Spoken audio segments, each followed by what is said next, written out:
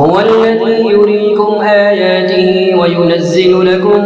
من السماء رزقا وما يتذكر إلا من ينيب فادعوا الله مخلصين له الدين ولو كره الكافرون رفيع الدرجات ذو العرش يلقي الروح من أمره على من يشاء من عباده لينذر يوم التلاق يوم هم بارزون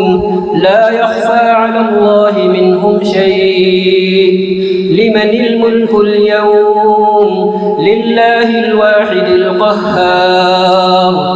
اليوم تجزى كل نفس بما كسبت لا ظلم اليوم إن الله سريع الحساب